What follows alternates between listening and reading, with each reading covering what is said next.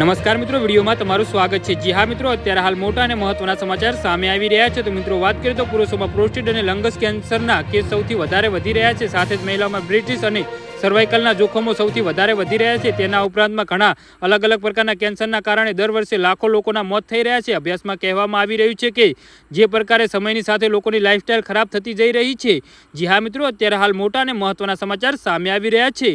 તમામ પ્રકારના હાનિકારક રસાયણોથી મિશ્રિત આહાર ખાવાનું આપણે રોજ સેવન કરતા રહીએ છીએ, તેનાથી કેન્સરનો ખતરો વધારે વધી રહ્યો છે। તેના સાથે સંબંધિત એક હાલના અભ્યાસમાં સંશોધકોએ મોટી ચેતવણી જાહેર કરી છે। એક અભ્યાસથી તારણ બહાર આવ્યું છે। જી હા મિત્રો, અત્યારે હાલ મોટા અને મહત્વના સમાચાર સામે આવી રહ્યા છે। તેમાં જાણવા મળ્યું છે કે આવનારા વર્ષોમાં પ્રોસ્ટેટ કેન્સરનો એક મોટો ખતરો બની શકે છે। અભ્યાસમાં ચેતવણી આપવામાં આવી છે કે જે પ્રકારે રિપોર્ટ છે તેનાથી ખબર પડી રહી છે કે દુનિયામાં પ્રોસ્ટેટ કેન્સરની સુનામી આવી શકે છે। એક અભ્યાસ અનુસાર વૈજ્ઞાનિકોએ જણાવ્યું છે કે વર્ષ 2040 સુધીમાં દુનિયાભરમાં પ્રોસ્ટેટ કેન્સરના કેસ ડબલ થઈને 2.9 મિલિયનથી વધારે થઈ શકે છે। તેના ઉપરાંત મૃત્યુના કેસમાં પણ 85% વધારો થવાની આશંકા છે। લગભગ 7 લાખથી વધારે મોતનું કારણ બની શકે છે। ઉંમર વધવાની સાથે પુરુષોમાં પ્રોસ્ટેટ કેન્સર થઈ જાય છે।